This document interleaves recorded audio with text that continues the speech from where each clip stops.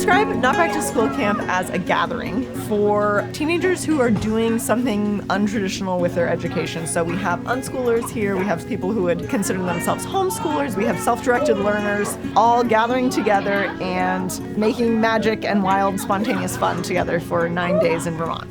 Not Back to School Camp is a place where a lot of really interesting individuals come together, and just by their being together create a space in which so many people are learning so much so fast about not just skills or topics that interest them, but also just themselves. I describe it as an annual retreat for teenage homeschoolers. I usually tell them that it's pretty hard to describe because so much of being here is the feeling of being here. The community here is really beautiful, and if you're new, you will be welcomed, I can guarantee, because when I came here, I immediately made friends. Like, the first day, people were like, hey, come here, let's hang out. Every camp is obviously special in its own way, but what makes this camp special, I think, is just the amount of freedom that you have here in, like, so many different ways. Like, you're allowed to be who you are and kind of show up however you are. You can be feeling at any point of the day, any type of way, and everyone is just kind of open to that. You can, like, go to breakfast crying. Every emotion is welcome here. What attracted me to Not Back to School Camp after becoming interested in unschooling was just how much freedom they give young people and just how much respect and dignity they allow young people to live their life with while here. No way.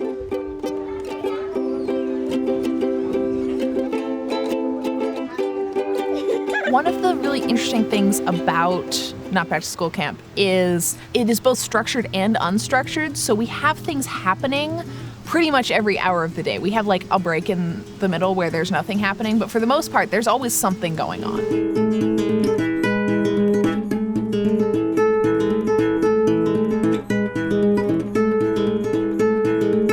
It's unique because so much of the week is created specifically by the people that are here. We come with like a largely empty schedule that then is filled up over the course of the week by the people who are here.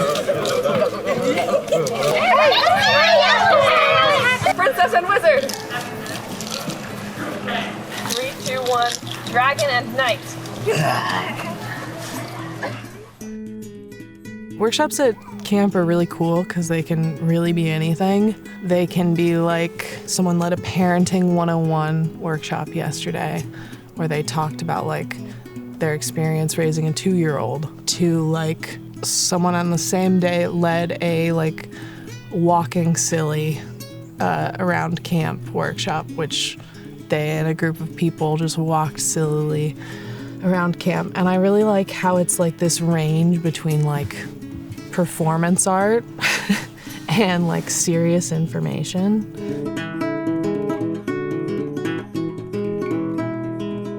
I think one thing that makes the Vermont session of Not Back to School Camp really special is that we have this really amazing site at Farm and Wilderness. We're just basically in paradise here. We have this amazing lake and we're kind of in the middle of a forest, and I really think that that sense of place impacts the way that we all experience camp together. Someone said to Brenna the other day that Oregon session feels like a community and Vermont session feels like a family, and that definitely feels true in that, like, I feel like I say good morning to like every single person at the Vermont session. It's Lake Day. It's Lake Day! It's Lake Day! It's Lake Day! It's Lake Day!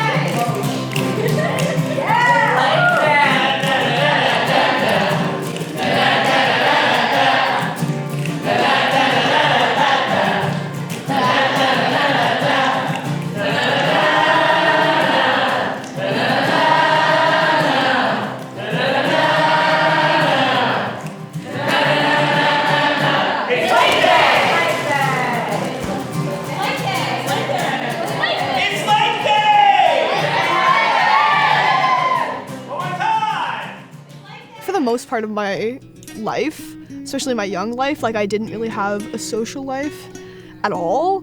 and I did not have my social needs met as someone who doesn't go to school. And here, I could show up and be greeted by like 110 different people who were like relatively my age.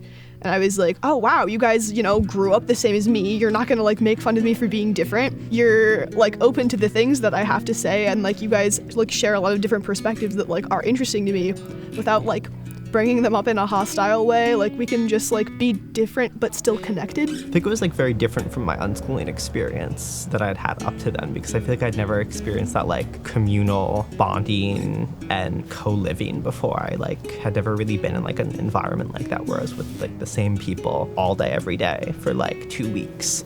The camp is just very full of like love, and everyone's like, you're great, you're awesome, and there's all these like bonding experiences and ways to get closer to people that you like wouldn't in like normal life.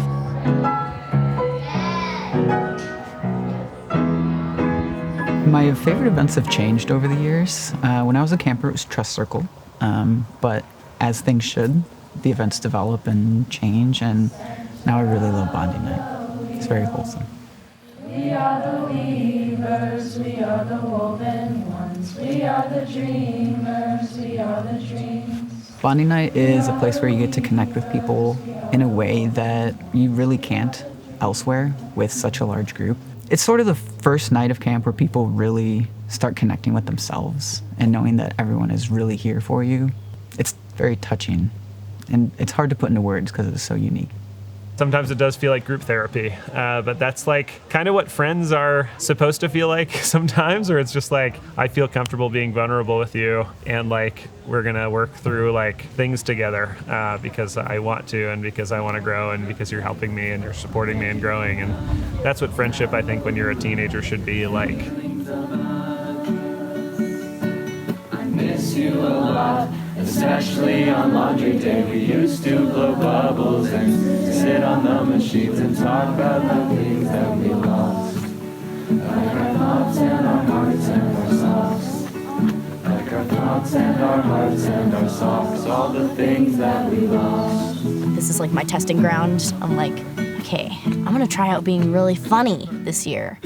And then I try it, I'm like, oh my God, I'm really funny. And then I go out into the outside world and I'm more funny. And it's great because this is like a place where I can test things, and it changes me in such a way that I can be more confident and do different things because I know here is a safe space. It feels like a home away from home almost, but like in its own way, like almost like some weird limbo, like you're just put in like this very almost magical place for a little bit. And it just like, every time I go, it completely changes my perspective on life. This place makes you realize that people find such interesting ways to make you feel understood. This is like one of the very few places where, like I said earlier, I feel like I can actually show up as myself, and I don't have to subconsciously hide anything about myself or mask at all. I feel like every session, I learn how to be a little bit more myself and how to get a little bit more out of life. And I feel more and more competent the more that I come here. And I feel less and less insecure about messing up. Even if you come one time and you don't want to come back, you still learn a lot about yourself and make a lot of connections that usually last a whole lifetime. So I came here for 2 years as a teen and then like didn't come back for a really long time, and now I'm working here again. I would never really expected to have this place like take up the important part in my life that it does now, but I'm like so grateful that it does because it's like such a soul nurturing experience being here for a few weeks every year. I miss you a lot, especially on laundry day. We used to blow bubbles and sit on the machines and talk about things that we lost. Like our thoughts and our hearts and our socks. Like our thoughts and our hearts and our socks. All the things that we lost.